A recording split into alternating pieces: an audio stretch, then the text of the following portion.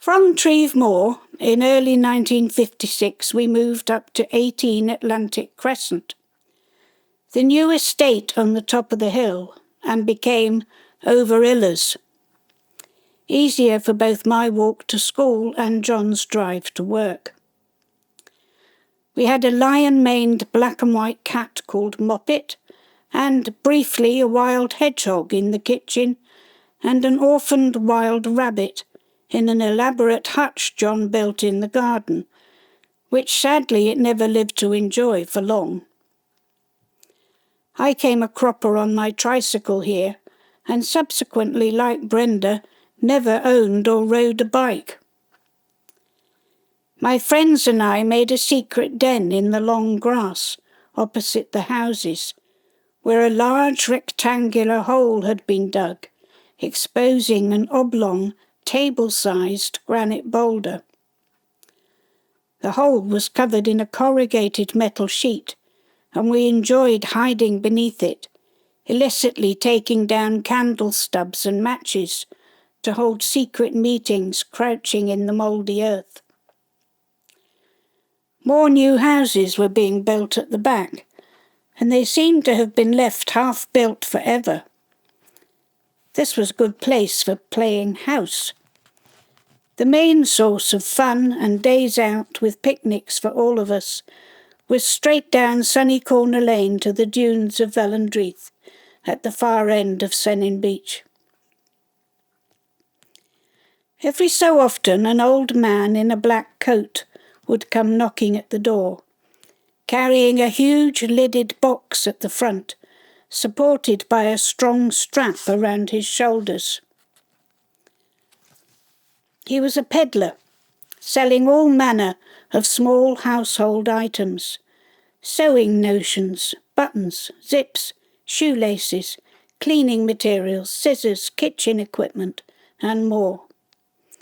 Brenda was always pleased to see him, and always bought something from him. I was amazed at what he would bring out of his box, and he always had a little something to give to the children. A little plastic animal, some pretty ribbons, and always something special at Christmas, like a tree ornament. He was quite diffident, but very friendly, and would chat happily to anyone. I only recently discovered he was the same much-loved local character, Cloggy or Albert Meller, who I remembered later as being well known throughout West Cornwall for playing his barrel organ, one of two he owned in towns and at events, wherever people gathered. He wore clogs, naturally, and originally had had a real monkey on his barrel organ, but apparently gave it up when it bit him and substituted a toy one. He was the last itinerant organ grinder working in the West Country, and had a definite summer tour, even visiting the Scillies. He died in 1985.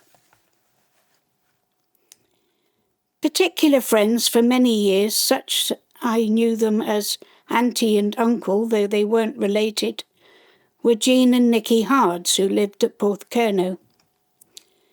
Nicky fished out of Sennin, and the couple had two daughters who became good friends, Gloria and Colleen. The elder, Gloria, was about my age, and we often stayed over in each other's houses, secretly listening to Radio Luxembourg under the bed covers, had joint bonfires on Guy Fawkes Night, and visited frequently at Christmas and throughout the year. Nicky was a taciturn man, his serious expression enlivened sometimes with a warm chuckle. Jean I remember especially for her soft, low mousel burr and her frequent, "Oh, the dear of 'em." I mourn for the evenings of homemade entertainment, which kept us amused at Jean and Nicky's and elsewhere. Nobody seems to play games anymore, not proper games, and they were such an important part of my childhood. They weren't so much boughten games, but more usually devised by Brenda or gleaned from old games books. At family parties we would have team games. The drawing game, no skill required, where each team had to guess, without the other hearing, the meaning of a scribbled drawing, no words, from their teammate, who had to stay dumb and just gestured wildly to convey his current object. A rubber band, maybe, or the Queen's left ear, or the pith of an orange. Not easy and inevitably hilarious. I remember a game which required 3 of the party, Peter, say, and 2 others, consulting secretly, then presenting themselves in front of the audience.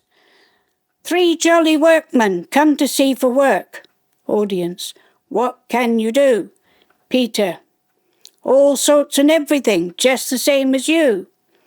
And then followed some sort of dumb Crambo type of mime, where the object was for the watchers to guess their jobs. Another drawing game involved holding a blank sheet of paper on a book on top of your head, and following instructions to draw on it, blindly, a house, then a fence, then a tree in the garden, then a path, then windows and a door, and falling about, laughing at the results. Then charades, maybe, a homemade beetle game, a race to reassemble mismatched newspapers, or making hats with newspaper and a few pins. And for the children, feeding each other cornflakes while blindfolded and wearing a pinny round the neck. Making up poetry often featured. Here's an example from Angus, written at Jean and Nicky's, about Jan Yeats, who was with us that night. I wish I was a little fly, I'd fly from place to place. I'd land on top of Yeats's head and wee-wee down his face. Even good board games seemed to be dying out. Cluedo and Careers were our favourites. The TV and the internet may be wondrous things, but they have a lot to answer for.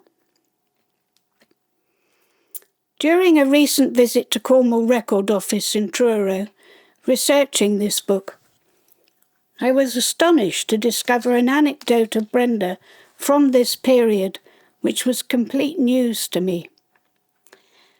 It's 1955, and Brenda, mother of a young child and a full-time homemaker, is living on Atlantic Crescent, a small estate at the top of Sennin. She knows she has a good singing voice, but apart from a couple of public performances when she was a schoolgirl or in the chapel choir, she has never stood in front of an audience to sing solo as an adult. Her self-image is likely at an all-time low. Since giving birth 5 years ago, she has ballooned from the glamorous young woman who paraded down the street in heels, head held high, into a frumpy-dumpy housewife. She's good at her role, though, and as well as looking after young Susan, spends her days cooking, cleaning, doing housework and listening to the wireless. The Land's End WI had decided to put on a play, a first for them, and for some reason had selected Hans Christian Andersen's story of the Emperor and the Nightingale. An odd choice, as they had no member with the singing skill to play the role of the real Nightingale.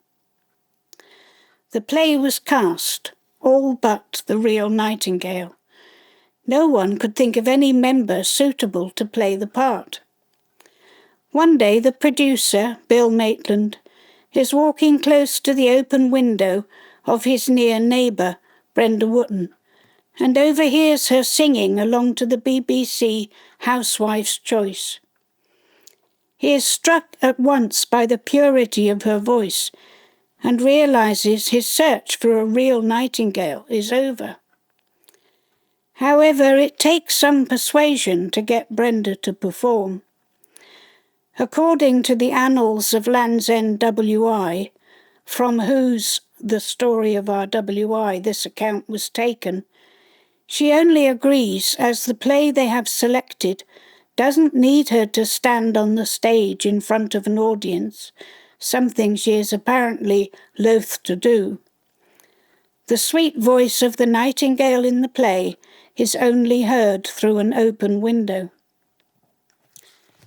Quoting from the book, "We played to a packed church hall, and after the final curtain the audience insisted on the real nightingale taking a curtain call, which she did to ecstatic applause. As a result of this performance, Mrs. Brenda Wootton became a member of the Land's End WI and also a founder member of the Senin Drama Group." I'm struck by this account for several reasons.